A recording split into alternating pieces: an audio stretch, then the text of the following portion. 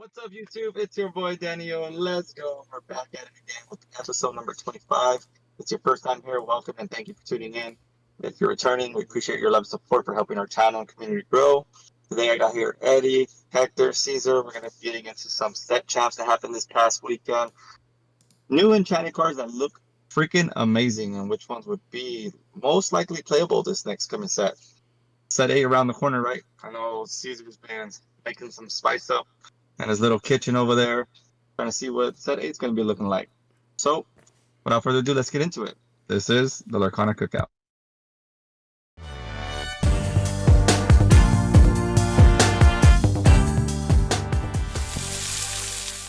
Yo. Yeah, bro, I'm excited for set 8, honestly. Some cool cards, and then just think about the rotation. Exciting stuff. But honestly, I don't know, bro. I miss Hiram, dog. like Still? Yeah, bro. Like, I do think he deserved to be banned, but honestly, this set has me like very bleh. But I don't blame it. A lot of people like this set, you know. Honestly, I am kind of over the set. Even we'll talk about it later, but we got the CX tournament this weekend, and you guys know me. I'm always excited to play, and I'm not even that excited to play, but I'll be there. But we'll talk about that a little later. But today, yeah, like Danny said, we'll talk about the set champs. I skipped out this weekend. I was gonna go to BGP, but there's some stuff I had to take care of at home, which just things that are going on around my life right now, and I decided to pass out on BGP. How about you guys?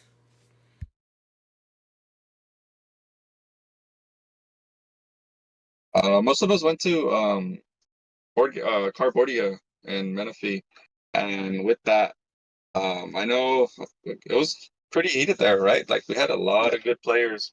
Top 8 was super stacked, right? You had Rob, Shane, James, Dre. It was super stacked. You had Adam, and I went X2 unfortunately, but I had a really good time there at Carbordia. It's a really good shop. The pricings are freaking amazing, right? First place you get a case basically, so super awesome. Great, really good shop.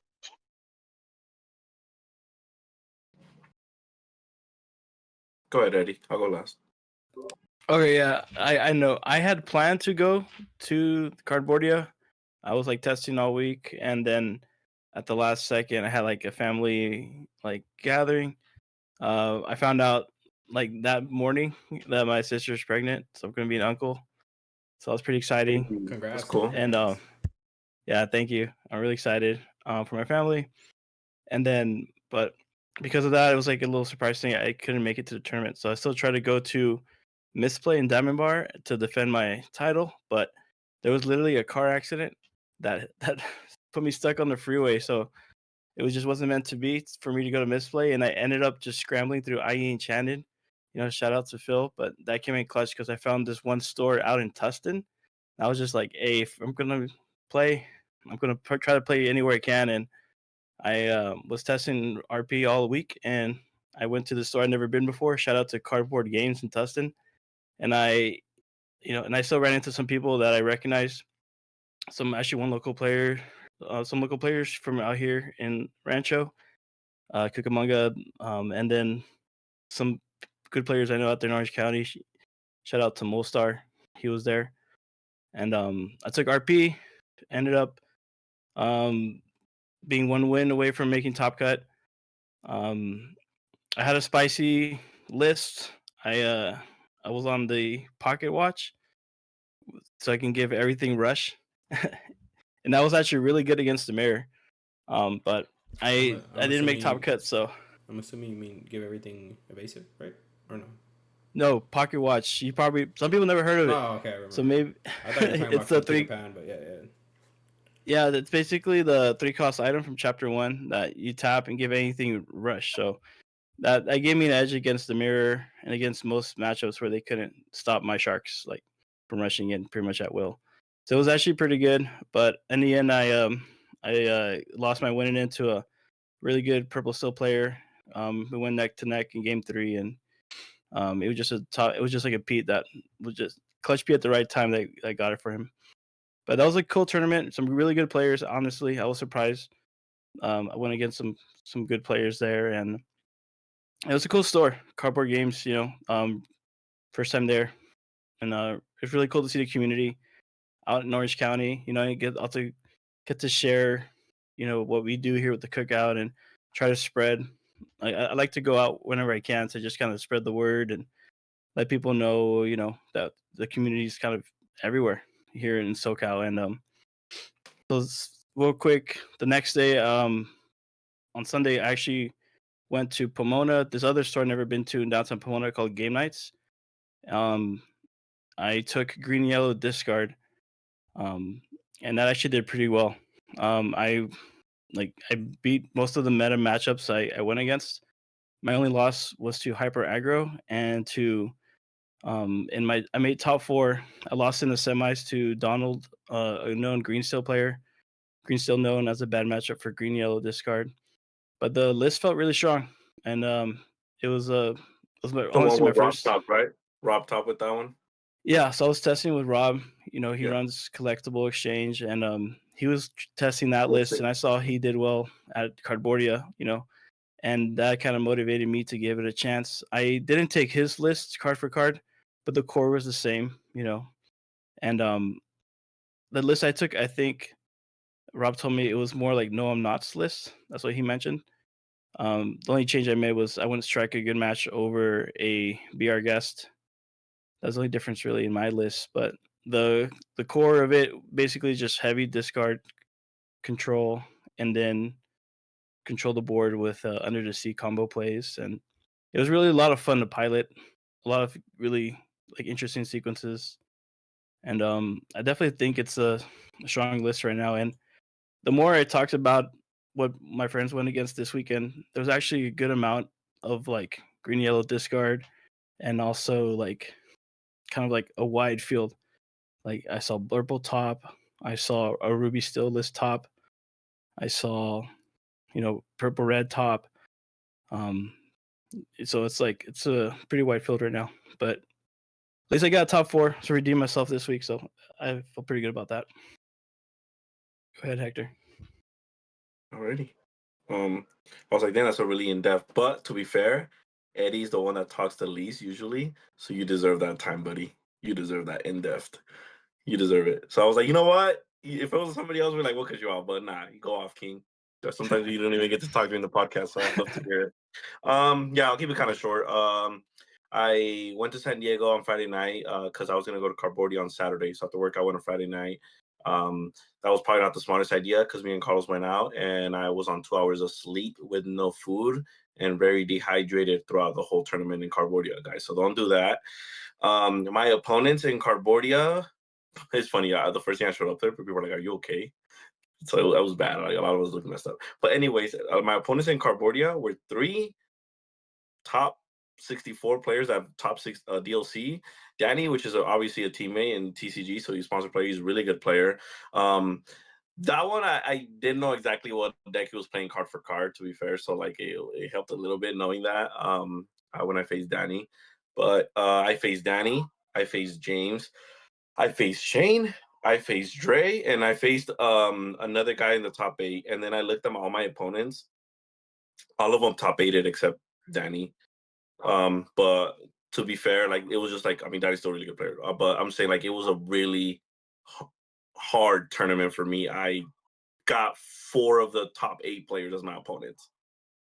So that's pretty hard. And then Danny didn't top because I like literally gave him one of the losses. So like who knows, he can be in top right there as well.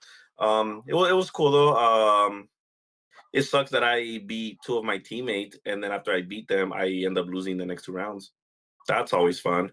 But when I lose to James in the last round for him to get in, congrats, James. Like, I try to take at least to game 3, man. I was on Blurple. He was on Amber Steel. I couldn't see the bell 1 drop, not even one of those 3 games. It's all right. It happens. I went Sunday, and I'm like, you know what? Let's change it up. I do know Mike's also sponsored player. You guys know him from Quest Kids. He's a sponsored player at TCG. I know his list. I kind of wanted to do it, but I'm like, you know what? If I win with Mike's list card for card, I'm never gonna hear the end of it, and I just don't want him to have that over me because I know how he is. He's gonna like roll it. He's like, yeah, it was because it was my list. Like, I need to switch this up a little bit. So I switched up like 4 to 5 cards, and I ended up playing Beagle Boys. I think that's the name, right? Beagle Boys. That was cool. There was two. I did want to talk about one interaction with it. There was two Smees sideways with the Robin Hood. That's 9. A Scar cannot take all that out. I went Scar, Beagle Boys, hit. I only take 2. I take 2. He's still alive. Heal with Popsicle, hit again, kill the Robin Hood, stand, and now I killed 3 characters and my Scar stayed alive.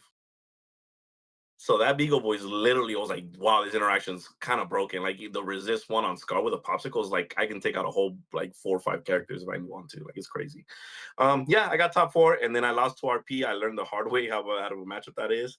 And I barely touched the deck. So I'm gonna test it more and then hopefully we'll see. I don't want to become a blue-red player, right? But we'll see what happens for this coming weekend. I want to play red purple. I kind of want to try everything. It's such a, like Cesar said, like this is one of the hardest formats ever because the more diverse it is, the harder a format is just naturally because you have to prepare for more. You have to do more homework. You have to do. There's more variables involved. So this is a really hard format. If you've been having success in this format, congratulations, guys. To all of you guys that have gotten more multiple tops, multiple first places. Hard format. I got a top 4 in the first place, but hey, I've missed them because this format's pretty hard.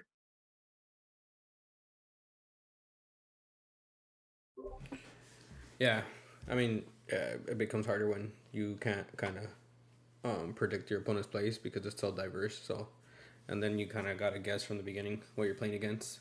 So then you mulligan wrong something, and then they're just playing a completely different deck, which can happen in any other format, but this format specifically more because literally almost anything's viable, right? I haven't really been having that much success since the Hiram ban, but I also feel like I haven't really played that much. I think since the Hiram ban, I've played like 2 tournaments, and yeah, so. Dude, shout out to Brandon. He let me borrow card for card the blue red. I literally he's like, here you go. I took out a few cards from his cards and he let me borrow the whole deck, and I face him in top 8. And he's on Amber Steel, and he's like, "Oh no!" Also, he goes turn 3 just in time. Robin Hood. I was like, "Oh, that's right. You're on James's list." And I told him, "I win." I'm like, "You're not playing Holy World. I win." Like you're saying, I get to keep all of these cards in my hand. Like I just auto win, dude. Yeah. And he's like, he looks sad. He's like, I know you do. Especially with Beagle Boys, that makes it even worse for him. Dude, actually, if you think like Amber Steel matchup, like blue red is good into Amber Steel, the just in times, like hey, Gems has success with it, but like the blue red into the Amber Steel with just in time, you're just much better. You don't have to worry about getting wheeled. Oh my gosh. Yeah, like I think like you said, the field is so wide. Even if you take like a unique list like that just in time list, it still has a bad matchup, and you can run into it. You know, and like me, I literally been taking a different list at every set champ. I've been to 5 set champs, and all 5 I've been on a different color combination. So I know what you mean. I'm trying to read the meta, but it's tough, and I only have like 2 top 4s. So yeah, that's it. Yeah, definitely props to everyone who's topping out there. Yeah, I got one left. Let's see if I get a set champs card. It's the big one, boys. It's the big one. Let's get it. Anyways, let's move on to. I have no idea what I'm playing. I have 3 decks that I'm thinking about. One of them is just in time, a little bit differently. I'm starting to think. I don't know what you guys think about this. I don't know if we should even talk about it. But if James is playing just in time, and you cheat out a 5-drop and you lose card advantage, right? Because you wasted a just in time and you have a lower hand. I wonder if Whole New World should be played in that build. You can. I mean, you sing it the next turn. I saw right. So I'm like, what if you play like the just in time 5-drops? Did you not see when I talked about it in Discord? I said, dude, I played against a just in time list. He went, I forgot because it was a while back, but I said he went 1. I think he went like Daisy, something on 2, just in time Chimpo, sing Whole New World. No, just in time another Chimpo, sing Whole New World, and then dropped another Daisy. I said, bro, what the hell? And then the next game, same thing. He goes Daisy, just in time, Chimpo, sing Whole New World, just in time Chimpo, just in time Chimpo. He dropped like 4 Chimpos on me, bro. I was like, what the hell? so yeah, I mean, that's brutal. Whole New World's fine. It's just, but then I also said, bro, this guy drew like 4 or 5 uninkables. 2 just in times, 2 5-drops in the Whole New World, right? Yeah, like, and all of those are like uninkables. I'm like, what the hell? Yeah, you have to draw perfect. Yeah, it's crazy. How'd you not break, bro? I'm like, what the heck? Like, also, I was thinking in like my build time, I'm actually highly considering it for this Saturday. I'm like, I think I'm gonna put Docs, and my only 4-drop's gonna be Rapunzel. Because like I think if you go Doc, it kind of like if you don't see just in time and your deck is full of 5-drops, That's a 2-quester. You get to skip 4, go to 5, right? Yeah, and If honestly, you don't I'm see glad. just in time, I mean, you see just in time. You ink the doc, play just in time, right? Whatever. I'm glad you mentioned Doc because I've been debating that it should be a 4 of, right? But James and Tetlow are running 3. These guys have been topping with 3 docs in their Amber Still aggro Oh, list. James is on doc. Yeah, he is. He's on 3. Okay. It's been a while. Yeah. I forget the list. So okay, I mean, you gotta keep in mind some people just are magnets to a certain card. I'm like that with Lucky Diamond and Whole New Worlds. Like they're always in my hand. So I was kind of like, I don't know if I would say the first, but I was kind of one of the people that would cut Whole New Worlds first. I know, like when I went to Texas, well, we both took Blue Steel to Texas, right? I was running at the set chance I played at. I think it was CDK, and I top 8. I was playing 2 Whole New Worlds. I saw every game. Just 2? Yeah, You're crazy. I saw every game. At Texas, I played 3, and I bricked with it like twice during Texas. In Blue Steel, I always played 3, so I get it. But to be fair, I had Hiram. I have to play 4 now. Yeah, now it makes sense. I mean, you got no other choice. Yeah. Anyways. Let's go into our next section. Not this one. We'll give Hector credit for his name. We're gonna call this section. What is it? Bait or buy? Or let me see. Bait or buy? Buy or bait? Yeah, I threw in the idea, guys. We're gonna do buy or bait. Bait or buy, and we're gonna talk about the Enchanteds from this set because a lot of them are beautiful. But which ones do we believe competitively? I was about to say. This is not Goons Market Watch, so go check out Goons for that. This is competitively, so if it's expensive, we're still gonna totally buy it if you want to play competitively, and you want to go blinged out, right? This is for you, Donald. This one's for you. So, competitively, bait or buy. I was gonna say, in my opinion, until you say competitively, until my opinion, all of these are not bait, just normal wise, because all these Enchanteds are beyond beautiful. Yes. But competitive wise, we can definitely say bait or buy. So we'll start with this one, Lady. The 1-drop 0/3, lemon lime. Whenever you play a character, this character gets +1 this turn. While this character has 3 more attack, she gets 2 lore. What do we think? Bait or buy? I tested against this last night, and this was wrecking me. This is a buy. Oh, good. It's like Turtle Dog is gonna be one of the top decks until what stops super aggro? Like usually all the time. Steel usually. Yeah. Right. So like you're gonna see a lot more Amber Steel now just to stop the Trinidad. Green Steel stops Trinidad pretty well. Under the Sea with lemon lime is gonna stop Trinidad pretty well. Honestly, Yeah, they're gonna make it easier for Steel too, because I'm noticing a lot of them going back down to 3 health. What do we have in Steel that kills 3 health? Calhoun. So yeah. But that's why like maybe Trinidad still will be good, but I think like James' version is still gonna be out there. It's retarded, right? Like I hate that freaking deck. Everything has 4 life, doesn't die. Oh yeah, Amber Still. Well, Yeah, they did that because of Blue Steel, which is why some people are going back down to 3 health characters, right? Because Blue Steel is kind of irrelevant. Yeah, but then like if Trinidad takes over for a little bit, you're gonna see a lot more Sisu builds. They're gonna be on the 1-drops. They're gonna be on big Sisu, the 3-drop also again. So it's a really good card. It's just you have to commit. Like I'm gonna buy this. I'm gonna play Trinidad. which is really good. Honestly, like this thing, it's a 1-drop that can quest for 3. Like, yeah, it's crazy. And it's 3 willpower, so it's not even an easy out. For sure. Any comments, guys? You're playing Trinidad. You buy 4 of these if you want to bling it out. This is a buy. There's no way this is bait. You just read this. This is a buy, for sure. Mm-hmm. Yeah, definitely. Next, Wreck-It Ralph, 7 cost, and you guys can see it in the back, the original 7 cost. Wreck-It Ralph, uninkable, 7/5, shift 5. When you play this character, he quests for 1. When you play this character and whenever he quests, you may return a racer card with cost 6 or less from your discard to your hand. If you do, gain 1 lore. Again, bro, the art is so fire. Yeah, I think it went really good on Enchanted to say they look sick. For me, bait or buy, honestly, I haven't really looked into a build around for this list, so I'm not even gonna say a comment on this one. I would say, I mean, if racers, which like I said, I haven't even looked, if racers are pretty good, I would say it's not that much bait. I mean, 7 drop an inkable though, and I mean we have ways to skip ink too. I would say it's not bait if racers are good, but like I said, I haven't even looked at what can be built with this. Eddie. I mean, right now, since it's not really like a meta deck, it's if you.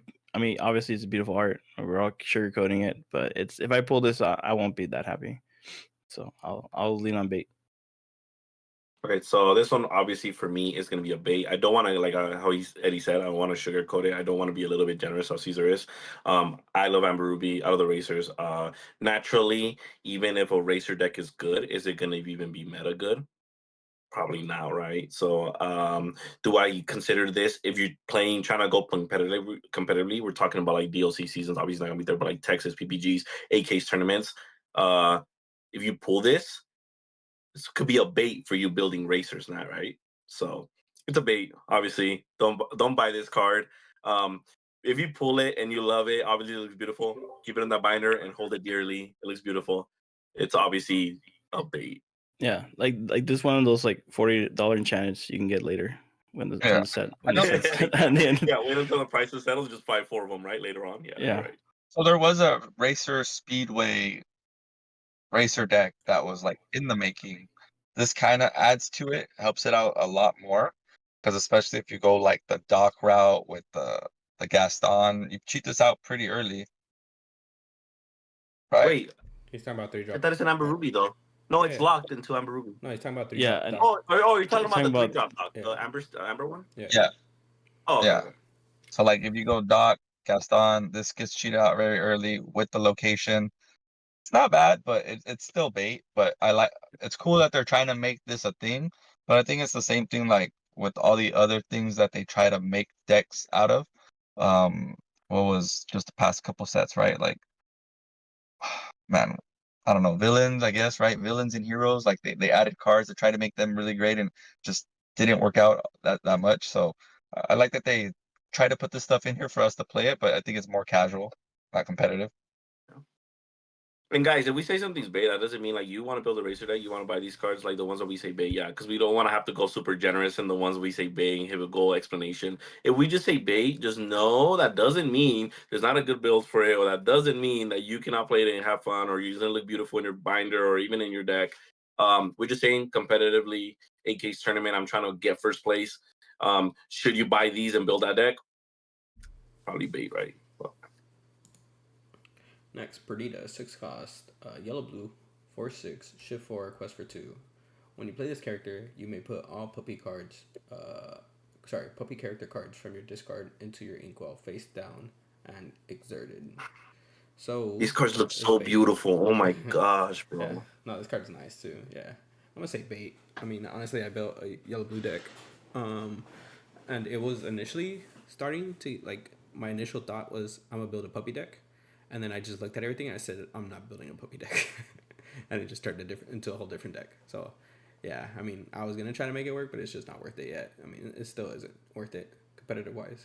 Even though the deck I made isn't that competitive, but I will say it's more competitive than a puppy deck. So, I'll say bait. I'll be short and sweet. Bait. Yeah.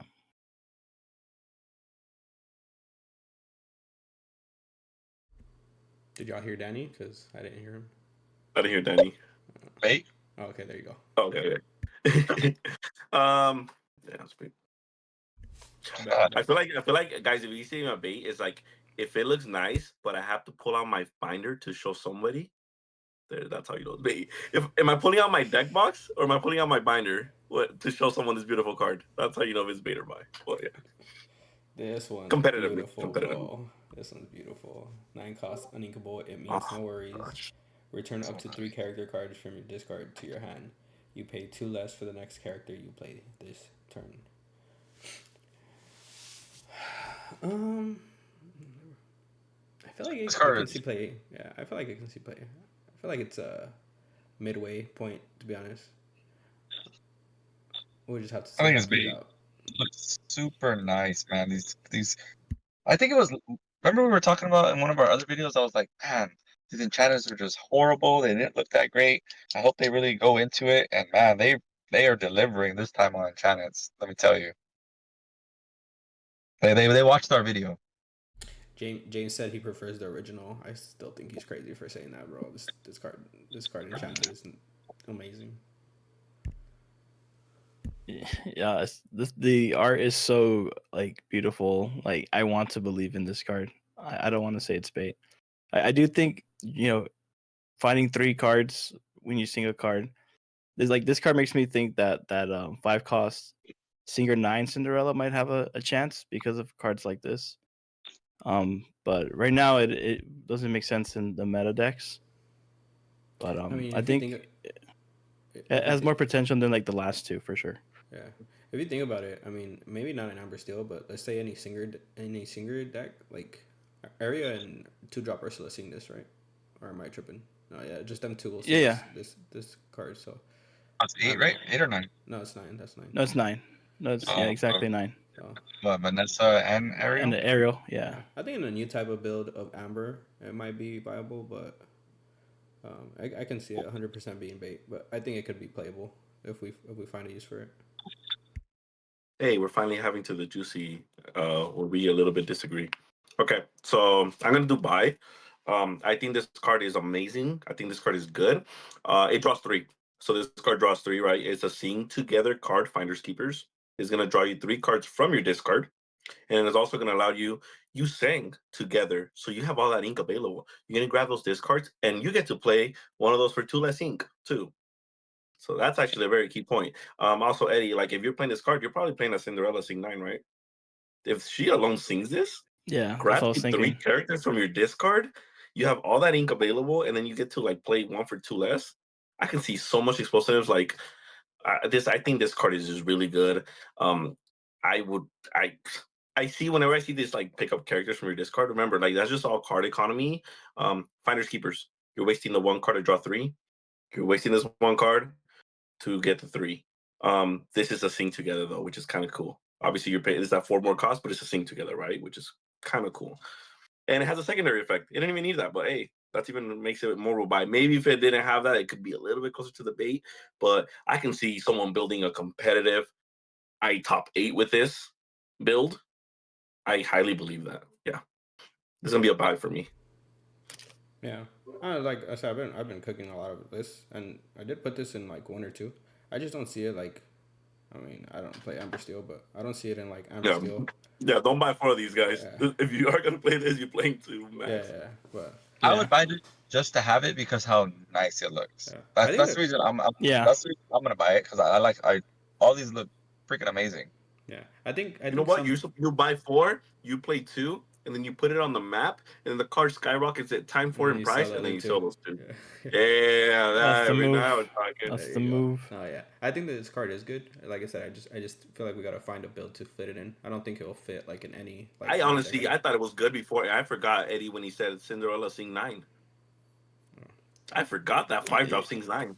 Everyone's sleeping on that. I've been testing, and that one's been coming up. James is gonna go Bird, and he's gonna go just in time Cinderella Sing 9. Bring him all those 3 back. and that one's enchanted too. Piglet back, play Piglet for free. Crazy. Okay. 3-drop uninkable. What's enchanted? The singer one? You're talking about the Amber Legendary, right? She like princesses. Because I'll say right now that's like a $40 enchanted. Yeah. That might have potential. Speaking of buying legendary Enchanteds, boom. All right, Bambi 3 cost uninkable 1/1 quest for 3. When you play this character, gain 1 lore. When an opponent plays a character, return this character to your hand. I'm gonna just say cut this one short. Bait. I don't think this card's good. Honestly, I'm gonna disagree. I think this is a buy. I really like this card. I think this card is a staple in the aggro and like in the Lakers deck. Like you're constantly gaining lore, you're constantly keeping a card in your hand. I think this card's actually pretty good. I think it could be meta. I think just because it's uninkable, right?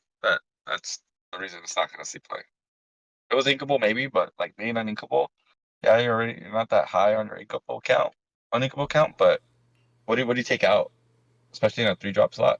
I guess it's right? I feel like I don't know. My only problem with this card is I feel like the first line should say, when this card is exerted, if your opponent, because what did it say? When you play, sorry, the second one. When an opponent plays a character, return this card if it's exerted. Like the fact that you can play this and then it not be dry yet, and then your opponent the next turn plays something and this just bounces. Like, bro, you're paying 3 to gain 1 lore. I don't feel like would you say that's okay on a card? Like if you're saying like an action paid 3 to gain 1 lore, I feel like that'd be really bad, uninkable. Like I feel like that's terrible. So like I feel because like you have to keep paying an ink. If you want to keep playing it, you're wasting every time a 3 cost to play it, which means you're not playing other characters. So you're technically saying spell book. Yeah, basically. That's my problem with it. Right. If it Let's said be when you real. play this, when an opponent Yes. plays If it a was character, exerted, when right? it was I think exerted, it'd be a lot better. Yeah, but the fact that you can't even quest with this and it could get bounced, that's what turns me off from this card. Yeah, like that's why. Like if it came into play, even if it came into play exerted, gain a lore. No, that's still terrible. Yeah. That's still bad. No, because then No. it would at least gain 2 off of that. To be but- fair, like I've seen like the people that are playing purple yellow burr. I'm not know if I'm cutting 4 knowledge for this. I don't know if I'm cutting the we are. They're playing the we are family. Oh, which is the gain 1 lore, draw 1 card. This is my family. Yeah. Look at this family or something like that. Oh, Yeah, we are. so some guy resolved 4 of those on me and 4 knowledges. I was like, okay, whatever. But yeah, I don't know if you cut any of those, which are already inkables for this card. I actually was weirdly enough because I talked a little bit highly of it last turn. I apologize. I don't think it's that great as I probably thought it was originally. But yeah. Yeah. My whole thing is that second line. I fully disagree with that second line. Like if it was exerted, it'd be scary. Like you're telling me you can play it, then it quests for 3, and then when I play a character to try to answer it, if I have nothing on board, it gets bounced automatically. Like that's That'd be broken. Yeah. Yeah, I mean, but that's why like I don't like I'm the one probably the most buy on this. You guys are all saying bait. Like I do think like it's not gonna go in any list. I feel like any list that you can afford the 3 ink, like some aggro purple list maybe, or just it's like a 2 of in the standard aggro list. Just having something constantly getting lore is not bad sometimes, but I mean, I feel you. Just play It's. I mean, I guess this one auto bounces itself, so I guess. But. Yeah, I mean, and there might be other synergies where like if something gets bounced back, there might be other triggers. So I will say this. You know what I like about Giant Cobra, White Rose, and Goat is because they're late game finishers, right? When you push towards the end, but you can ink it if you see the other ones early. That's the only rough part about this. But yeah, anyway. Bro, it's like we keep going to the next Enchanted and they just keep getting better and better, bro. This card's beautiful. These look amazing. This card's beautiful. Effects keep getting worse and worse, and card design keeps getting worse and worse, but art keeps going great. 7-drop inkable Cusco 5/5 quest for 2. When you play this character, each opponent chooses one of their characters and puts that card at the bottom of their deck. Then each opponent may draw a card. Okay, so let me say real quick. Do we really think this card is that bad? Because Medusa does this on 6, right? Because they already pick, right? So this is Medusa basically, because they're not getting, it's not like we're bouncing that character. It's going to the bottom of the deck. It just costs 1 more ink for a way better body.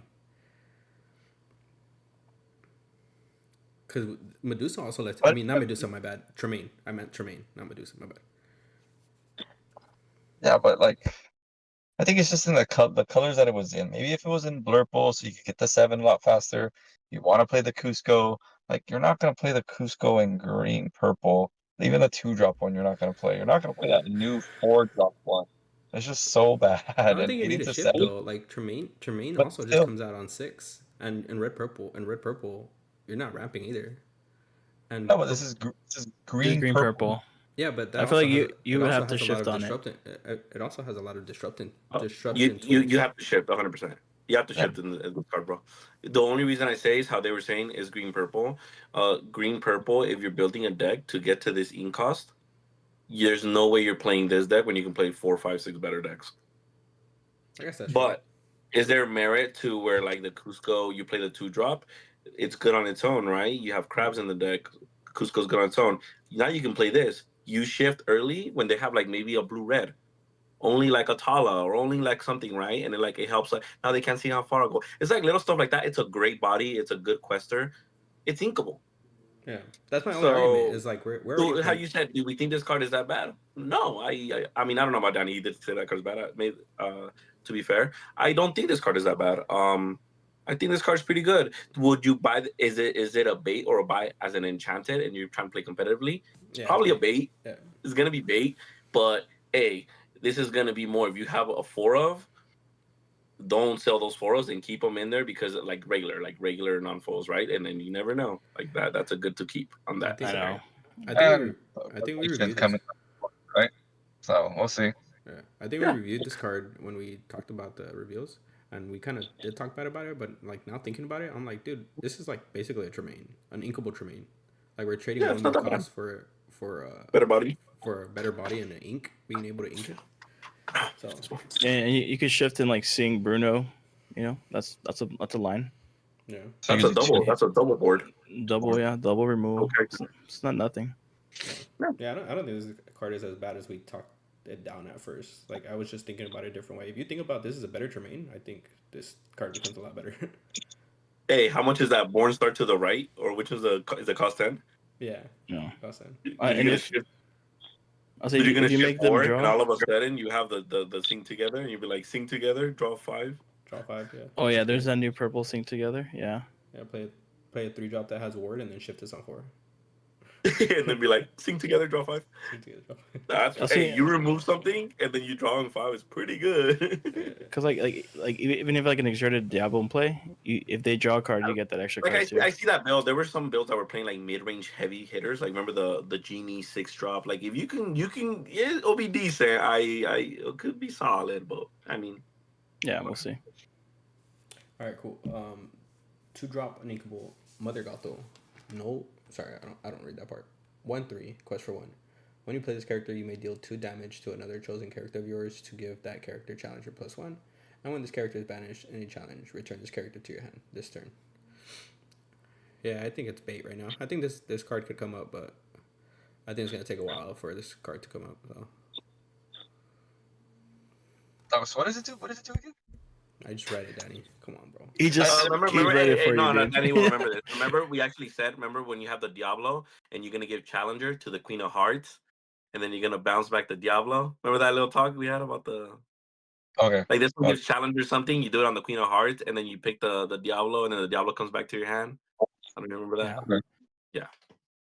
It's cool. It has a potential there. I still think that line's really good. Am I gonna go ahead and buy 4 Enchanted of these? No.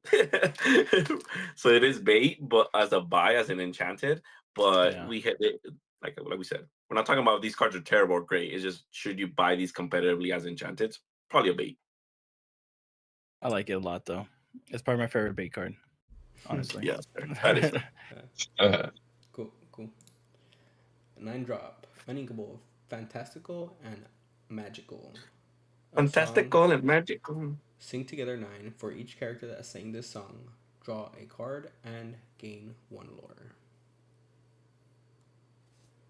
I'll let you guys go first now. I guess right. You can play what you have. Ariel is a purple amber, right? Amethyst amber. You can. Or is it just a? No, it's just purple. Amethyst card. This one's just purple, so you can go in any purple list. Oh, you can go to any purples. I guess right. Like the most one I would see it in is amber, amethyst. You can have Ariel or Vanessa sing it the following turn. Draw 2. Yeah, imagine you sing this with the 3-drop double singer Ursula. You get 2 triggers. That's not nothing. You need a lot. You need an Ursula. Yeah, it's a setup. For... Well, that's why you have the shift Cusco. You go Cusco on 2, singer Ursula on 3, and then shift 5 the Cusco, and then boom. Yeah, that'd be sick. That's 9. Yeah, sick. That is 9. I forgot I'm muted. Anyway, it's not a shift. So that it's not shift 4. It's shift 5. I wish it was shift 4. It'd be perfect, but it's a shift 5. But it is shift 4. Oh, the Cusco's a shift 5. No, it's a shift 5. It's a shift 4. It's a 5. Oh, damn. We just saw it. We just read it. If it was shift 4, it would be perfect, right? Oh my gosh, that would be broken. Shift 4. Oh, it is shift 4. Okay, guys, we broke the meta. Yeah, we just saw it already. And it's a 2-drop Cusco, green Ursula 3, shift 4. Do this. You draw what? You draw 4. You gain. Wait. Gain 4. You draw 4. Well, it depends how many exert. Really good, bro. Yeah, you draw 4, you gain 4. Yeah. Yeah, no arguing for it. And you could have a 1-drop too. To just you could have a 1-drop on board too if you have it, and then just throw him in the mix too. So Yeah. guys, this is a buy, but then that means you also have to buy 4 more Cuscos.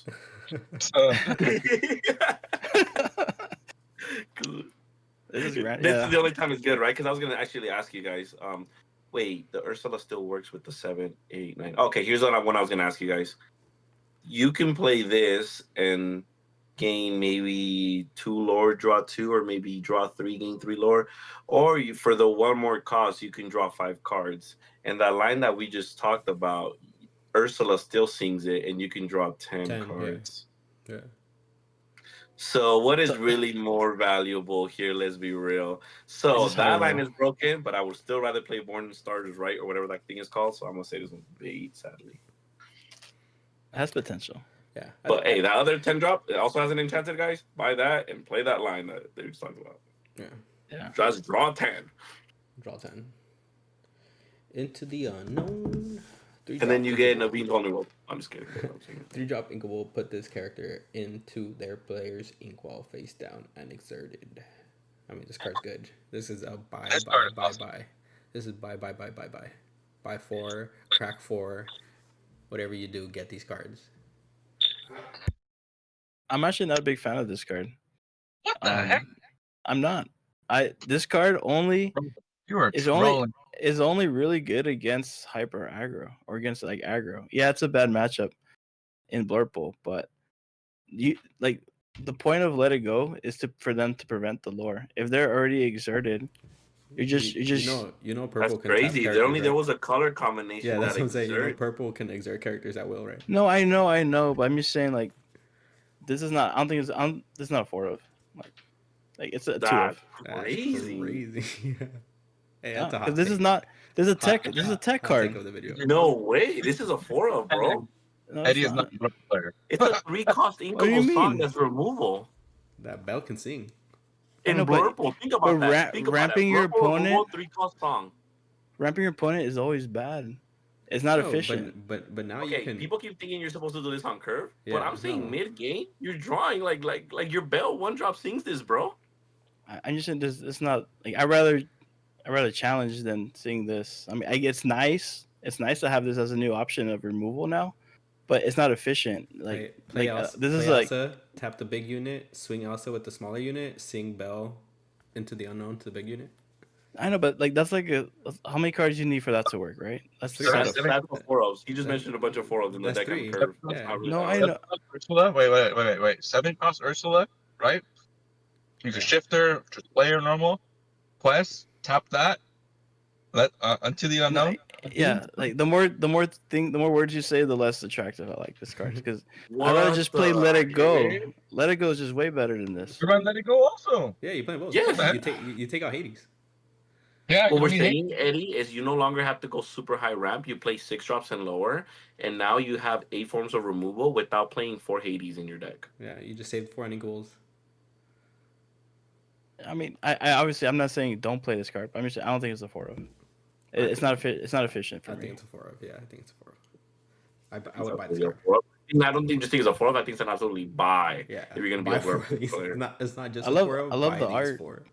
The art's amazing. Also, I love Enchanted. Hyper aggro. It's only good. It's not good to your opponent. Too. I will 100% ramp a hyper aggro player if I am doing this on a Daisy or I'm doing this on a super early character, and they can have that ink. But you need the exert to get the value. Like if you run out of Elsa's. Okay, fine. Turn 1 Bell, turn 2 Pinocchio, exert, sing into the unknown. Oh, you don't think I'm playing Pinocchio when I'm playing 4 of these? You don't think I'm playing at least 1 or 2 Pinocchios in my deck? Okay, yeah. If you play Pinocchio, yeah, it makes Pinocchio might come back because of this card, right? You don't have to.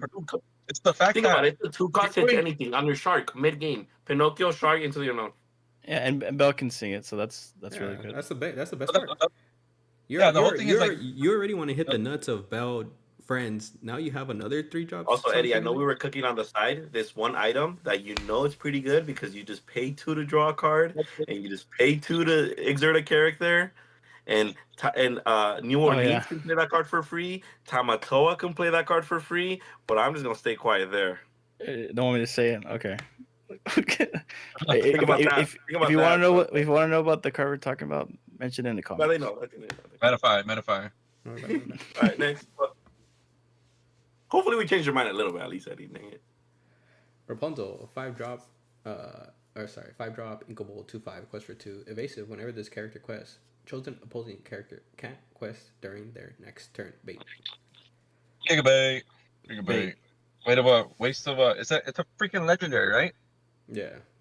Yeah, Waste of a beautiful legendary. bait.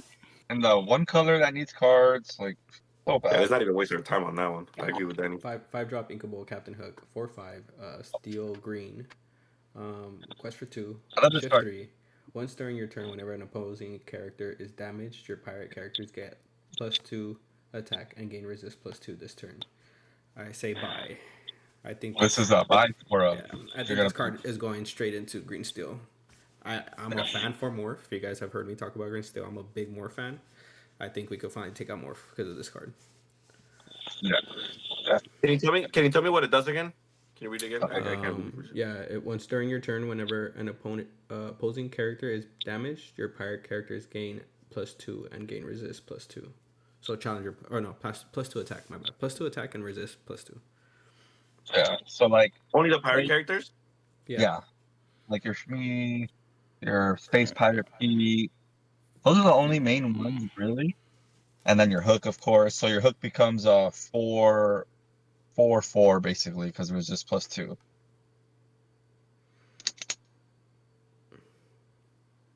Really? What? Nah, this card's Wait, good, you're trolling. This goes in green still. You go 1-drop hook, 2-drop Shmi, 3-drop freaking John, shift. Prince You're John. that. You're solid. Alright, you can show this. You're So can I just explain a little bit why I think it's bait? I think this is bait. It's a great card in green steel, but I think the reason it might be bait is because, and I know some of you guys might hate me for this. I believe it might put you into a bait into playing green steel. I personally don't believe green steel got enough weapons like the other decks to make it be like top meta decks. Also, I think it might put you into a trap of playing some pirates that maybe you shouldn't be playing. Like now you're playing the hook, which is fair. You're playing the hook for this line, but can we agree without this card you don't need that hook? So now you're playing the slot there. So it can possibly be so, but I still think the most reason I believe is bait, and that just me. I could be wrong. Green still could be cracked next set. I haven't talked to you guys too much about it, but from what I've looked, it didn't get the most amazing weapons this set. I could be wrong. But I'll buy my words if Green Steel is like best deck, we're top 3 decks. But we're talking competitively, this might be a bait into you playing Green Steel. Yeah, I can see that. If you guys get me in that one. But this card is great if in like a Green Steel Pirate deck. But I don't know if you want to go that route competitively. You don't need to go full pirates, right? Like hook. Okay, so you got to think about it, right? Like last set, you got to play the 4 hooks, right? The 1-drops. Yeah, but last set Zan was already putting like 4 Robin Hoods, right? And this goes with Space Pirate Pete, right? So we're putting in hooks, which some lists we're sometimes putting it in. So it's increasing our 1-drop slots, which is why I'm saying we could cut more, because now we can play more to the board. And I still think we play Beast, but we just drop Beast on 5 now versus it getting like shifting it on 3. You cut more. I don't know. You cut more. Bro, because now we're playing Smee. Now we're playing Smee and Ursula on 2. We don't need Morph. Morph was there to shift Beast on 3 because we needed the cards because we would do some crazy lines where we would like get rid of our hand. But you don't need Beast anymore. What replaces Beast? Nothing. You still play it. You just drop it on 5. You don't need to drop it on 3 anymore. Now it's just a threat on 5. You're like, because this comes out on 3, 4. You're probably playing a drop. 5 Beasts. Go. I personally love Morph. I like how I have to feel like I have to remove it because I don't know what's coming out. You can go Robin Hood. You can go Tinkerbell. You can go Diablo. Like, I hate when they have a Diablo on 1 and Murph on 2, and I'm like, what am I hitting? When I was on Blue Steel, I was like, what am I hitting here? I don't know, man. Like that's the part of the bait. I think we're cutting lines that are really good just to also put a really good line. I wish we could fit this line without cutting really good lines.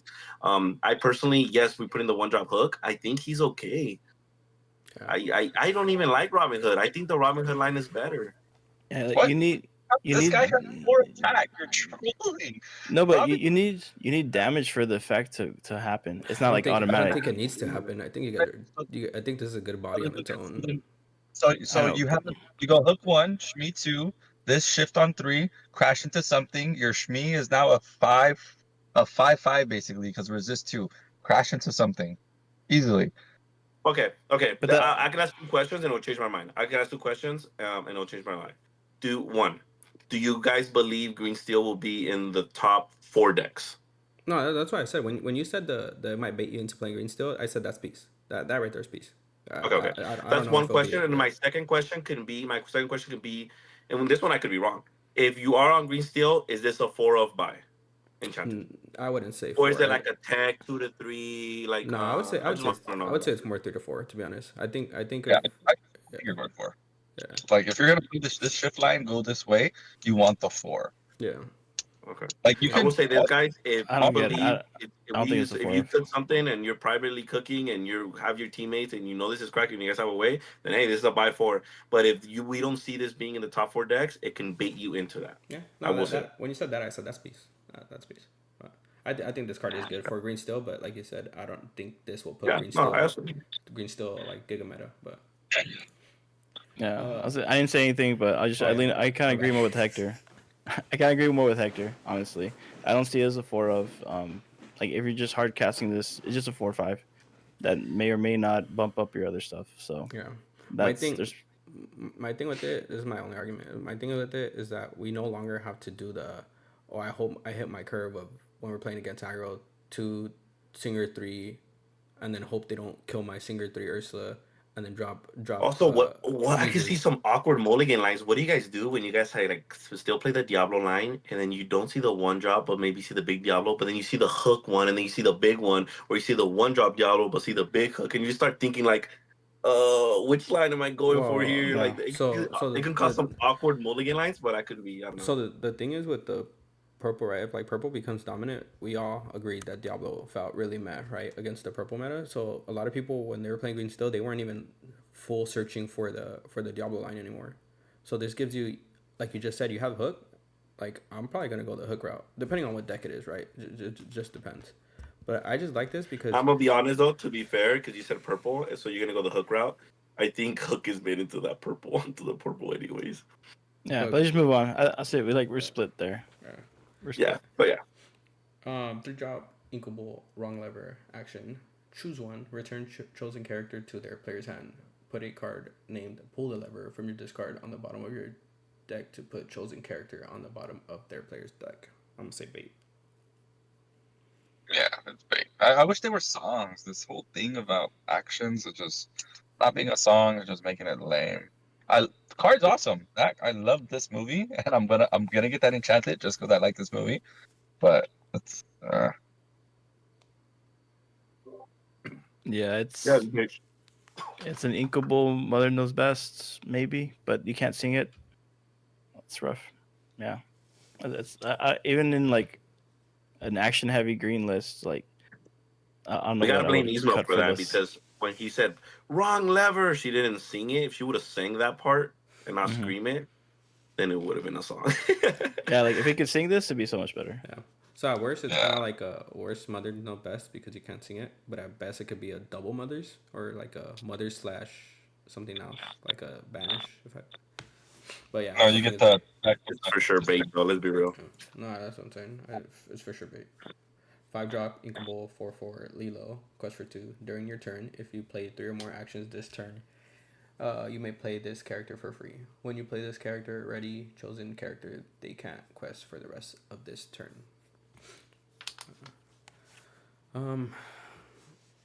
So I was trying to Do you put I'll go last.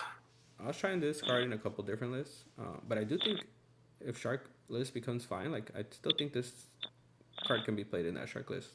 Like there's a lot of times where you just go turns like with the Shark, right, and you're just like cycling develops visions, and those are like your 3 actions, right?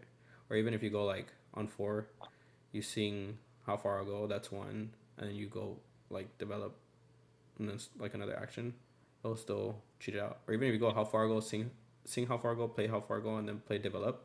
Like you did two ramps, a search, and then this comes out for free. I don't know if it's a 4 of. I mean, if you're gonna play that many actions, probably. I mean, it's inkable, so why not? But I mean, if you can cheat this card out, it's pretty nice. I mean, yeah. Yeah, I'll go real quick. I think I really like this card. It makes sense in a lot of Singer decks, action heavy decks. I think this could even obviously blue red, but I think other lists that may be really good in is like a Ruby Amber like song list, or a Emerald Ruby, where you can Robin Hood, and then ready Robin Hood. There's some good combos there that no one's really talking about. I was trying that initially, but it felt so bad. It felt so bad still. Maybe I built it wrong, but it still felt pretty mid. Yeah, but I think it's a buy. I'll say this is a buy. Yeah, I think people go Emerald. I think they're ready, and I'm like, remember, there's a lot of cards in Ruby that already have ready a character. You don't even necessarily have to be stuck to green if you're gonna go for that route. I think a Robin Hood Amber deck can be really can be really good. In a Ruby Amber, I think has been pretty good. Right, we're getting a little bit better songs. We're getting a little bit better actions. Playing a card for free, you always have to read it and you always have to consider it. Also, I've noticed in blue red, towards the end of the game, when do you go just giga actions just cause when you're trying to push that lore, right? Like I've seen blue red players like Maui, I'm just trying to push that lore, like boom, boom, boom. You're not outing Maui. I'm just gonna play all these actions. Oh, and now you're dropping this really good body for free while I'm at it too. Also with blue red is you could search it off of those actions. This is my third action. It's visions. Oh, I grab this. Look at it. Reveal it. Play it. It's good. It's a good. It's a buy. Buy for me. Danny, you MIA? I like it. I like it. It's super solid. I think it goes into the shark deck just because, yeah, dude, you play so many actions. Other than the shark deck, that's kind of it right now. Either you got to start cooking with the Robin Hood. Right. I was trying it, bro. It's still. It's the first thing I did, bro. Literally the first blue red deck I built. Because I did it. I don't think it was this set, but I did a last set too. Like it's maybe one of those like you don't need Robin Hood, right? Yeah, like you it's don't. my Yeah. Robin Hood is a trap himself. Yeah, you still don't need it because like I'm saying, like that line alone is still 3 actions, right? Like you play Tala on 3, you play Tala on 3, and then you sing how far go, hard cast another how far go, and then play develop. Like that's 3 actions. Yeah, you're like, how about those Robin Hoods are just more actions Yeah. and then more consistent with the Lilo? Like I get it. Yeah, that's good. Hey, how about RP Burn? Yeah. That Oh yes, yeah, yes. That's all I'll say. Gathering, thievery, cheat that out. Really good.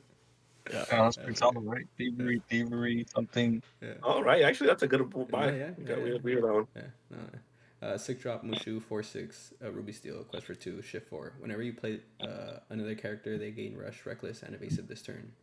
I'm gonna say bait. It goes back to what Eddie said like 2 cards ago. We don't have a competitive deck, Ruby Steel. I was cooking one, but like we were just talking about competitive. I don't know if you want to buy 4 of these right away, right? But I think the card's good.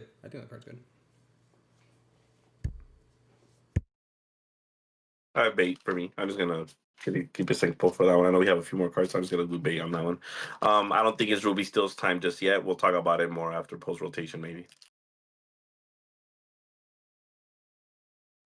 Exactly what I was gonna say. I think once rotation hits, I think Ruby Steel has maybe a chance. It's just really rough for Ruby Steel itself in general, just because they ever come out with a good Steel card, it's gonna help Amber Steel. If they ever come out with a good Ruby card, it's gonna help Sapphire, freaking Ruby. They have to make a solid dual color Ruby Steel card that is just gonna help Ruby Steel get its way on top. And they haven't did it yet. They're almost there, but they haven't did it yet. Yeah, I wish this card had a better shift target, so it's bait for me too. Cool. 1 drop, the Sword of Shan Yu item, our first enchanted item. Yay! Worthy weapon. Tap this card to tap one of your characters, ready chosen character. They can't quest for the rest of this turn. Honestly, I think this card's good. I'll just say that.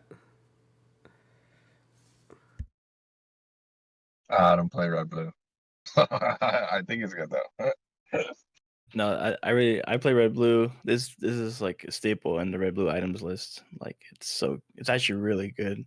Like it's a one cost item that you already want to play more one cost items if you can in any blue red like item list. So I will say now. and the fact that you get a free ready, it's so good, so much value. I will say now I'm higher on wardrobe now than I was when she was first revealed. I did say she was fine. Like she obviously is the worst Hiram, and we're gonna play her, but she honestly isn't feeling bad at all. Like she feels good. And with That's this, true. What wardrobe? and with this, it feels even better. I didn't even think about that combo until you mentioned it. But that makes a lot of sense. That's scary, actually. Wardrobe's feeling really good. It was actually interesting because at first I was very confused.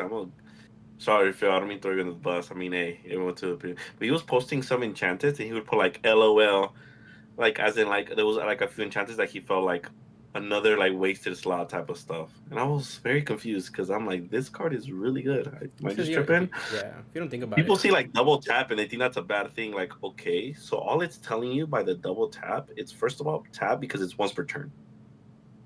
Right? They don't want you doing this like a bunch of times, whatever. Unless you're playing prepare your bot. I'm not obviously you're not. Then it's tap one of your characters. And so it's telling you instead of like you sacrificing that turning sideways in order for the other character to get that double play that other character would have. Guess what? My Teepo's not swinging or questing good anyway.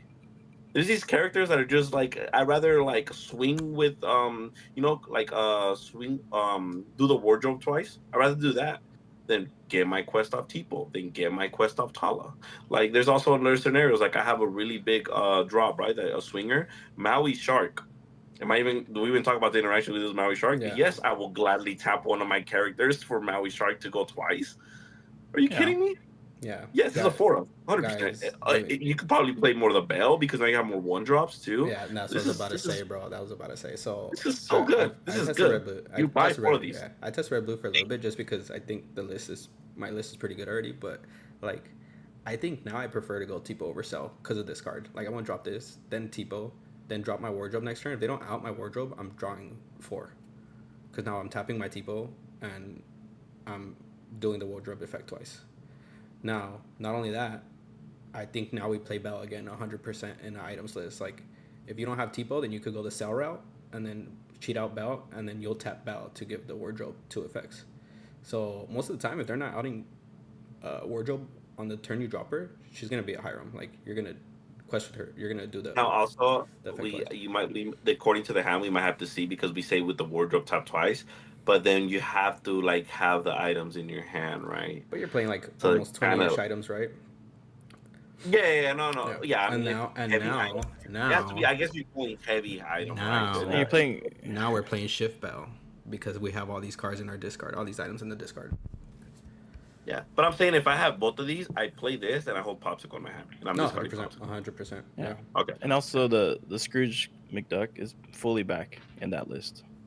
100%. Like over Tala. And I was 6-drop Tamatoa is so important in that deck, though. It's almost like if you didn't see no Tamatoa, I can see a lot of blue red players just like I'm playing Carpet Bag. I didn't see no Tamatoas. I'm playing like it's gonna come down to a lot of that. Yeah. I'm playing one of Carpet Bag. I pay 1 every turn to bring back an item and discard it for free off a wardrobe. That's correct. Yeah. Yes, sir. And yes, sir. I'm telling you, play. I think you could. I'm not. Once again, this is a wild take for me. Earlier, I said I'm a big fan of Morph. I'm down to cut it. This time, I'm a big fan of Tamatoa. I'm down to cut it to play like 4 big bells. Cause bro, we're just throwing so many items in our discard now. Like I'll probably play like. Wait. You're saying you're down to cut the 6-drop Tamatoa? No, big Tamatoa. No, the 8 drop. Oh, yeah. No, I'm saying it's crazy for me because I'm a big fan of those cards, and I still don't know if you cut in the heavy. Do you cut dime? You cut dime and that big Tamatoa? You don't cut dime. No, you don't cut dime. Okay. Bro. Okay. You don't cut dime. That was a test. I'm trying. I don't know how I feel about the cut 8 drop. I'm trying. Well, on most of my lists, even when pre-Hiram, I was only playing 2 big Tamatoas because I only drop it when I'm killing you. To be fair, I feel like you still only play 2. Yeah, you won't. Yeah, I'll be playing 2 or 1. Like the list that I have built with more bell heavy, it's playing 1 big Tamatoa because I'm literally gonna drop that Tamatoa to kill you. Like that's what it's gonna do. So yeah. But I think red blue is gonna be like really hot now. Like Yeah, that's why I've Buy been 4 bummed of out these. about this. Yeah, I'll buy. And I guess since you said that If you too, guys- I'm if gonna you buy guys my crack this, give Enchanted me one. Bell. We'll get super in-depth juicy details when we show our deck list. But yeah, buy 4 of these guys so you can have these ready. Stitch, we already talked about it in our previous video. 3-drop uninkable, 3/3 quest for 2. When you play this character, each opponent puts the top card of their deck into their inkwell face down exerted. At the start of turn, if this character is in your discard, you may choose and discard a card with ink to play this character for free, and he enters play exerted. I think it's bait to buy 4 of these. I think Lilo's better. What? I think it's bait to buy 4 of these. That's crazy. You're playing. I mean, to be fair, we've done some. Like, if you're gonna buy, like, you're not okay, because we're not doing like a bait or buy. Like, we're doing like, sure, you're not buying 4, but I still think this is a bait over a buy. I think this card's good as a 2 of. Okay, so would you say it's a buy as a 2 of? Yeah, sure. Yeah, I'll say it's a buy as a 2 of. Okay. I think this card. We're not doing like really either 4 of or 0 of, right? We've been saying like for some 4 of because it's like that, but like there's some of these Enchanteds obviously that are gonna be tech cards, right? To be fair, I this is 100%. I think Kiwi. Yeah. This card is insane in Kiwi. Yeah. It's really good. They're gonna be playing the discard cards. The what's it called? The discard, and you could draw. The Mulan. Free. Yeah, and then they're going and Desperate Plan. and then they're gonna be playing this card for free, and they're gonna be like, I don't care if you ramp. Yeah, I'm just gonna flood the board with these. Flood the board, play P. Boom. You better have something this turn. Yeah, Desperate Plan's coming up. Yeah. But I like this card too. It fits certain lists in a very specific list, right? Honestly, the more I look at this card, I think its only viable deck option is Blue Steel. I low-key think so too. I don't lie. Danny? There was a cool interaction where they said like if you do like the Lilo, the blue yellow, but I mean, see, that's not even. But we have the Lilo and we have the Stitch, right? And then the Stitch can like discard a Lilo. Yes, you don't get to be the, but then that's like that could be their partners and that could be like doing something, right? But whatever. Let's be real. A good, blue yellow list can go super fast, and super real quick. So there's something there. Cool, Danny, you gonna say anything? Or we just skip? I think it's bait. All right, That's it. That's fair. 4-drop Jasmine, 2/5, shift 2, quest for 1. Whenever this character quests, look at the top 3 cards of your deck. You may reveal an ally character and put it into your hand. Put the rest at the bottom of your deck in any order. I think this card is a buy.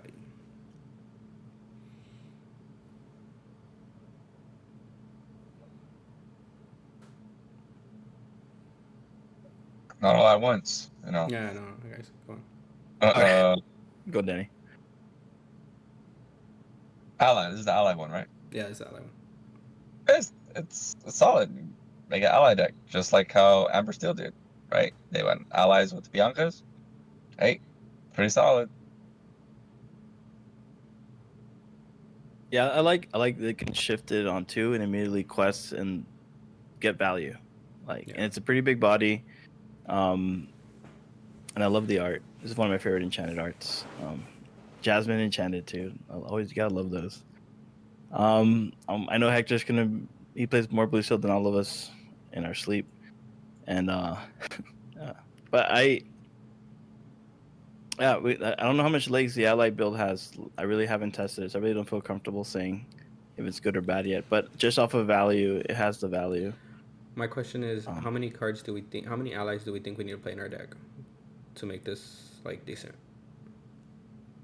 I mean, well, you already naturally play like Smee, maybe Lawrence. You put in Lawrence. You play Doc. No, but I'm saying like number-wise, how many allies would you say would be needed in this deck? At least a third or 40%. Maybe half your deck if you can. I would say like 20-ish, right? I would say somewhere a third, 20.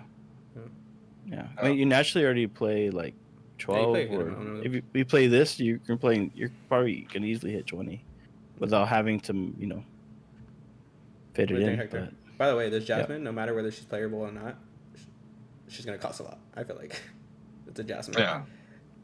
Hold on, right here. This is the big brain moment right here. Okay. I think this is a bait. I love Blue Steel. I think this is a bait. I've been theorizing. I've been testing a lot of like theory and deck building and mulligan patterns. It's really weird position because one of my favorite things about her is that I can shift on 2 and seeing how far I'll go. But there goes her ability, which could put you in a trap situation.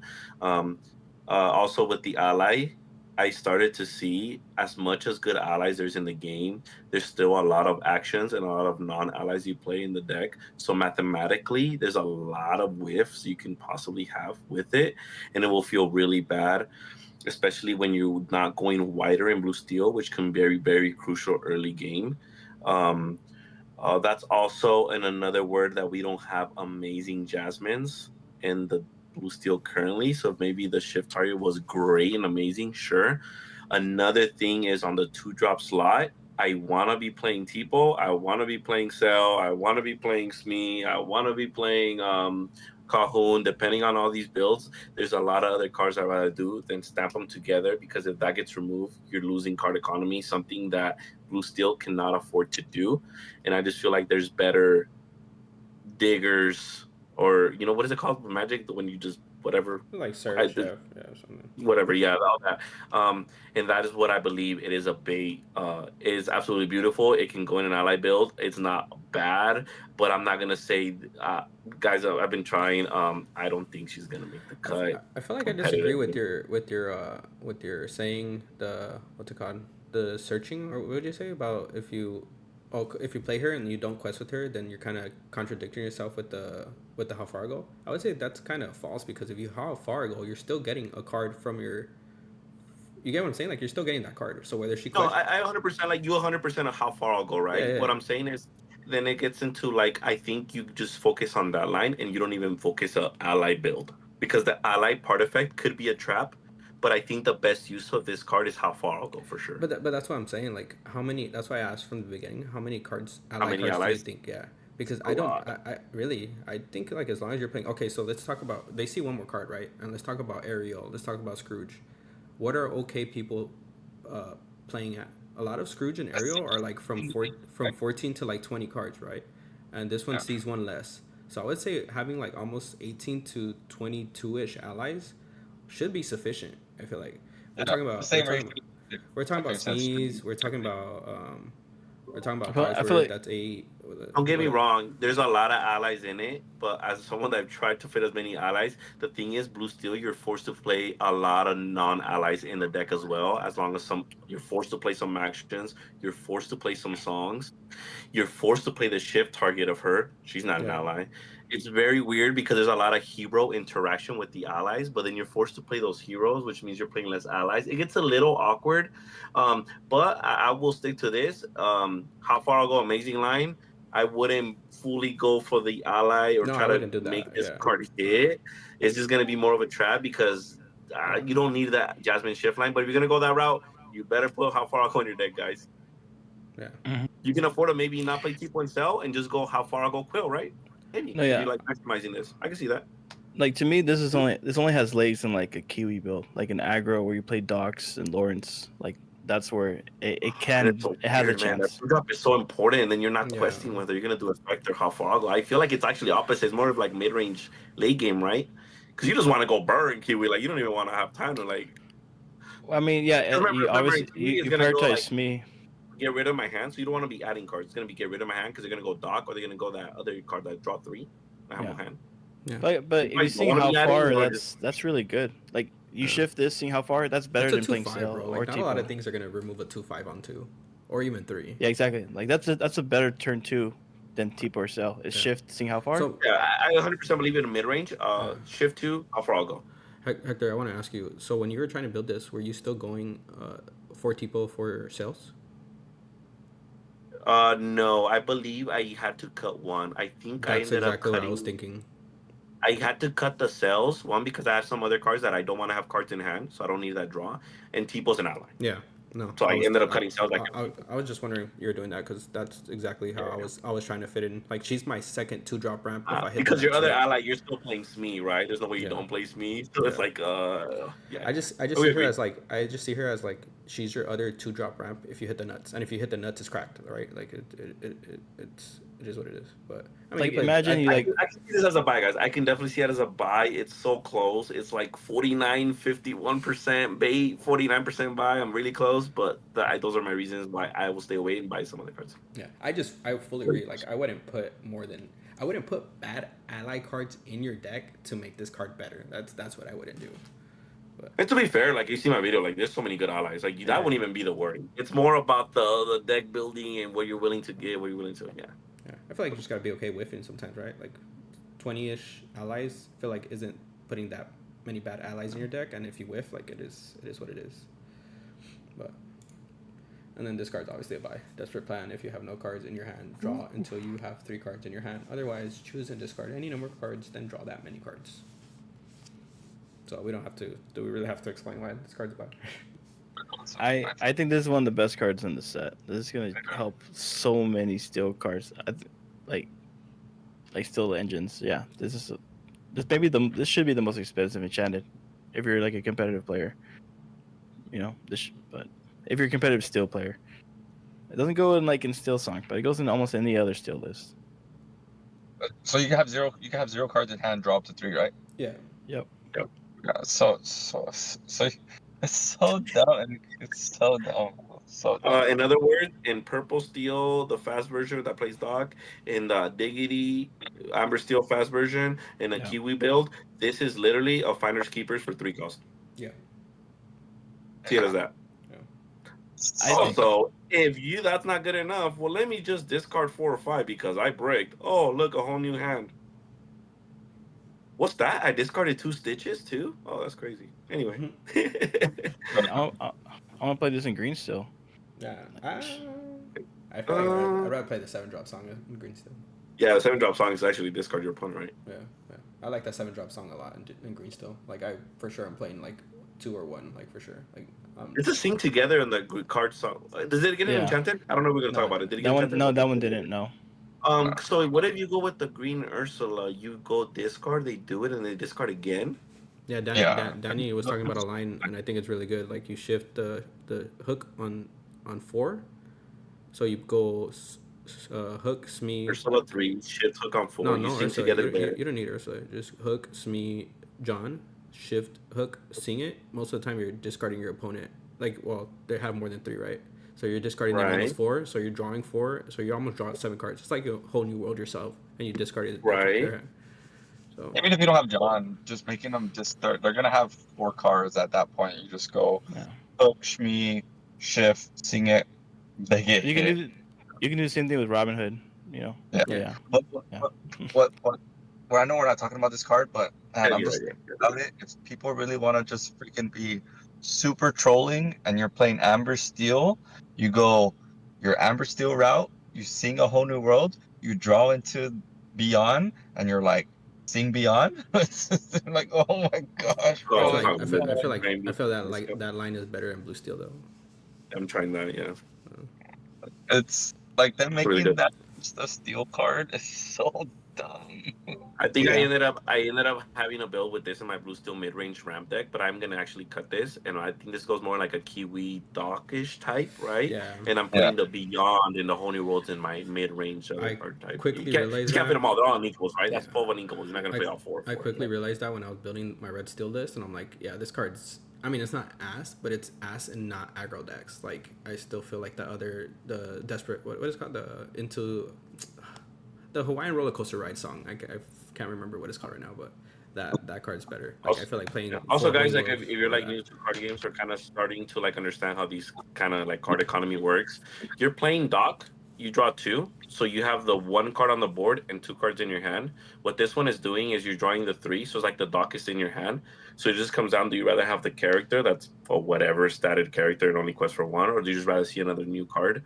I think they both technically card economy is the same amount math wise, but why not just play in a deck that plays both aggro? You play, that's your 8 drops, right? Like you play 4 of these and you play 4 Doc. Like when are you ever? This card fixes your unbreakable hand. Even like you just got to get to 3 ink. Yeah. Cool.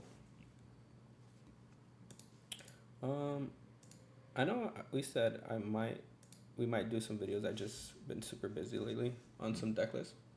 I did want this video to be a little bit shorter, but I do want to show 2 deck lists to the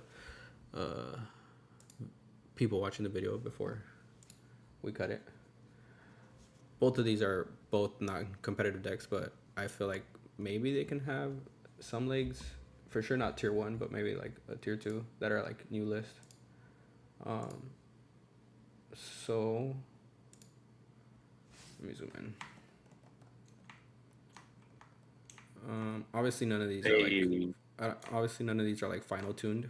I still think they could be worked on, but I built this list. I think it's really fun. Like Tipo, like I feel like, okay, so Dino I think was super overrated. I think it's not gonna see play in a lot of the blue decks, but I think one deck that can really make it work is this deck. Like going Tipo Cell into Naveen, seeing how far I go for free, then seeing Dino next turn, and then if you get to drop a Mickey, then you quest with Mickey next turn. You just play like your big monsters, right? Like your Ratigan, your Surfer Stitch. I've been playing this deck. It's really fun. What do you guys think about this?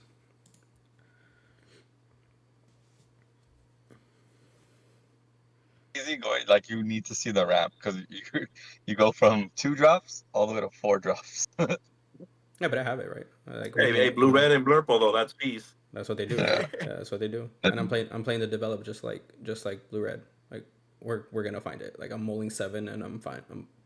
Yeah. It's kind of like blurple and blue red. You just mulligan, right? Like like you know what you fully need, and you're probably gonna get it. Yeah.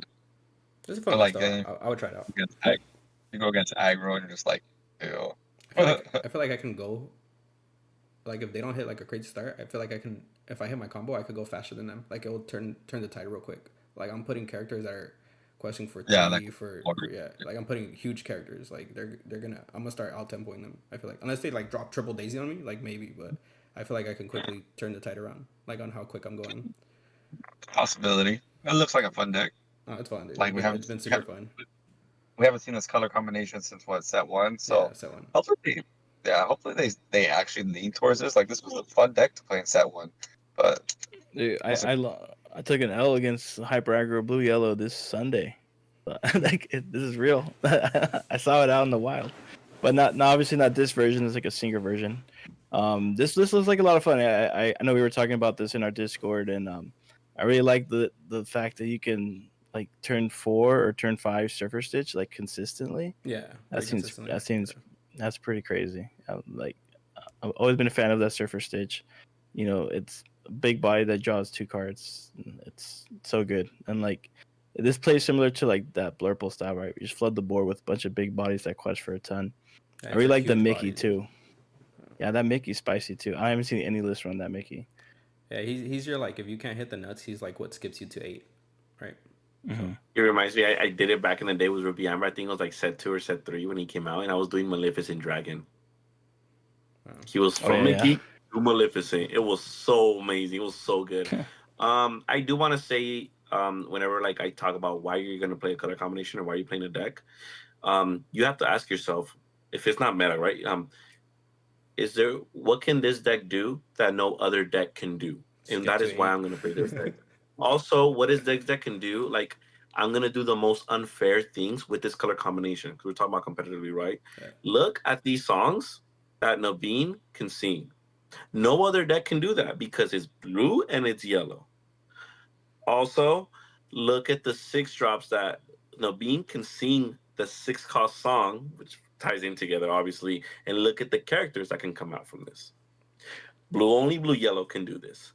I think this is a good deck list. I don't know if Cesar was like, it might be more of a fun than that. I think it can be competitively viable because, like I said, if you put 2 color pairings and you put the most unfair things that can do and interactions that no other deck can do, I wouldn't be surprised if, this gets like a top 16, top 8 out of like 8 case turn. My problem with this is that I think it's like 100% better on the play deck. Like I feel like on the draw, I'm hoping I can go faster than them. Like that's what I'm hoping for because there's not that much interaction. Yeah, the removal that your only removal is let it go. Like And Hades. That's true. Remember, like if you can go Naveen into New Orleans, into Mickey, into like start dropping the Hades, and then seeing Let It Go. I can. No, that's what I'm saying. Like, I No, feel it's- like on the play, you're gonna like you can quickly turn the tide. Like even against their aggro deck, like right, they go unless they're like shitting out like crazy amount. Like you can quickly turn the tide, bro. I'm gonna drop a 2-quest on 2, a 3-quest on 4. You know what I'm saying? Like I'm dropping big bodies. Like you're gonna have to start reacting to me, or even if I have to start reacting to you, all my characters that are also big and quest for a lot are gonna be able to kill your things because they also most of them have good attack, right? The Calhoun of 4/5, the Robin Hood of 4/4, Stitch of 4/8, the Radigan's crazy, and then the Hades I I could drop. It looks super fun. Yeah. And then the other list I want to show that I was pretty happy that I built too. I know people have always tried to make it work, but I think it can actually work this set. That's my thing. Can I ask why the Maui 5-drop rusher? Honestly, I don't. Like I said, this. I like it's good. I just feel like I see a lot of like 2-ofs and 3-ofs that can probably get bumped up, and then you just got that Maui 5 rusher. But I get it; it's hard like not to when it's like it's a very good solid card. But I don't feel like you need it, right? It can, how green yellow goes under the sea play. This can go that route, right? You also have Medusa. You have the baby Sisu. You have the Maui shark. You have the brawls. I don't think you need the 5-drop Maui. You can just capitalize and maybe do other. Yeah, I would go 4 shark. Like with this many actions. 100%. 100%. Yeah. I agree. Yeah. So obviously I built this. I tested it very little, and there's already cards like I wanted to change. But like obviously super unrefined. But I think what happened? I would like pre-prep. Really? Like that's fair. Yeah, you prep. You guys know me. I'm not a biggest fan. I still think the card's good, but I feel like the meta is like I don't know. I feel like every time I beat what does that card do at the bottom there? That bottom right this one, to a... This one's that's the new one, the one that got the Enchanted. Yeah. It means no worries. Okay, got it. Yeah, bro. I could grab back Sisu, Rapunzel, Ariel, Medusa, Gothel to get another Rapunzel trigger. Like you grab a bunch of stuff back. I like this list a lot. I feel like just a 5-drop Maui could just increase ratios on some other cards and make it more consistent. But yeah, you know what you could consider too is the Pegasus, because green yellow has the Mr. Hiss as the main singer. I really like Trial and Tribulations. I didn't know it was a 2 cost. If you have like an evasive that can sing for days, you can get all the CC triggers. Yeah, you also have a Diablo. Yeah, I feel like the Trials and Tribulations there to mainly take out like the big units, and then because I feel like other than that it's kind of cheeks because your Tianas should be like your Tiana, like singing 2 songs with your Tiana, that's already -2, right? But the Trials and Tribulations, I can see you gaining an advantage, like maybe even be our guest.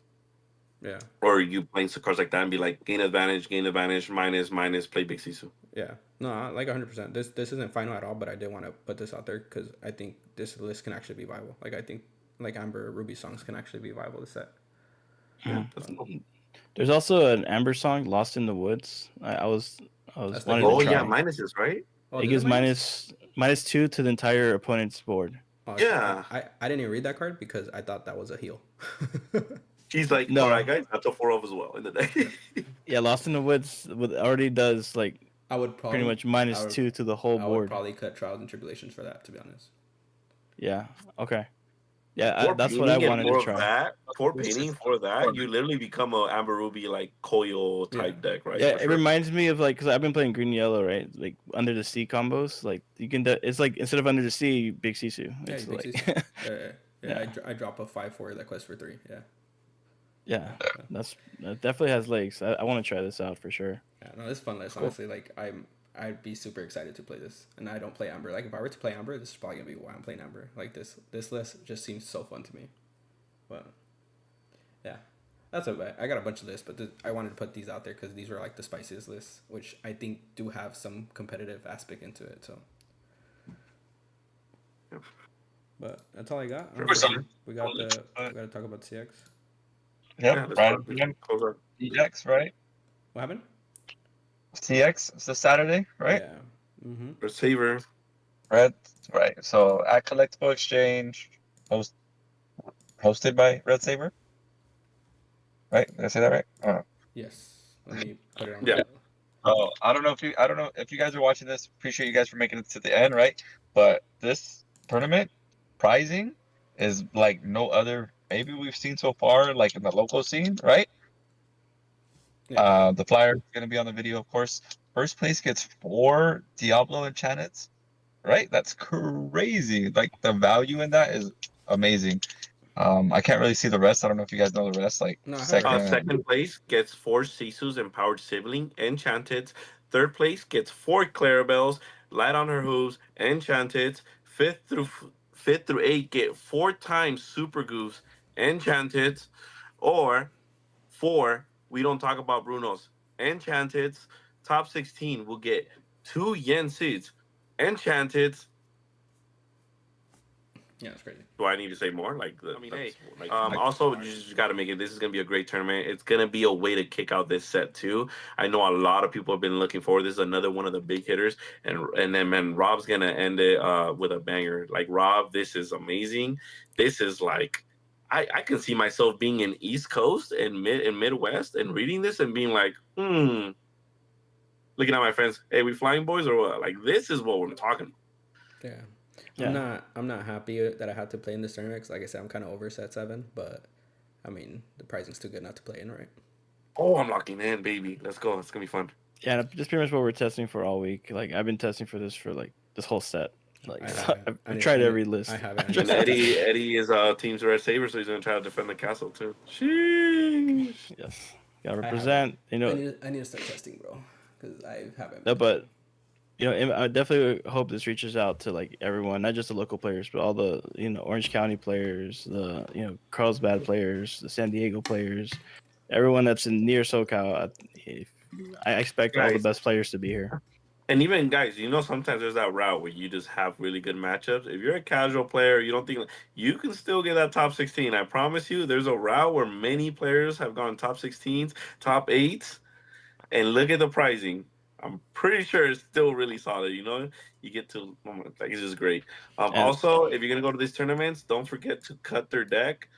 Don't forget to make sure you shuffle their deck because you don't want to be in a situation because you decided to be lazy and not to cut a player's deck to possibly be cheated. And yeah, that's all I'm gonna say about that. Right.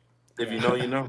Rachel will be here, so if you want to bring your enchanted duck to get a Kingdom Hearts duck drawn on it, you can. This is that's solid. I like the keepers. Yeah, and the set champ. She made the. Oh, that's not the set champ card, but that's just the enchanted hero. Nice. Yeah, looks solid. I like the keeper. The Cave of Wonders looks dope. That's so sick. I love this Donald, bro. I love Kingdom Hearts. This Donald's so sick. Oh, I wish. Oh man, that looks so beautiful. Maybe I might have to do it. Oh no, but the Donald shot up. The Donald shot like crazy. I had it and I sold it to Kron for so cheap. I don't know why. I know. I traded it last week too for like not what it's worth now. Oh man, I negged on that. I don't know why I did my Donald dirty like that. But I love that artist. I met her, I think, at the set champs too. She's really nice and amazing artist. That's cool. All right. You guys made it this far. We thank you guys for making it this far with us. We had a blast. We talked about our weekend's past set champs. We talked about a lot of the cards that might actually be able to see in the meta with these enchantments, and they look amazing. Ravensburger went above and beyond this set for enchantments. We appreciate that. It seems like they're listening to the people and they're hearing what we have to say about certain things, so that's great. Rob's event this Saturday. Crazy pricing. Don't miss out. It's going to be a banger. But as always, until next time, keep on cooking, keep on questing. Peace. Oh yeah, there's also gonna be top 8 playmats too. So come out for that. And they're pretty nice. Yeah, they're custom. Yeah, they're pretty nice. Let's go, guys. Hope to see you guys there. By the way, we could keep this on video. What time is it again? Because I don't want to be late. Oh yeah. What time is it? What time is it? No, I think it's at. It starts. So doors open at 10 a.m. Round starts at 11. All right, 11. Don't be late, guys. Don't show up at 12, Cesar. Yeah, if you guys are like me, don't be late. Peace. Don't get around one loss.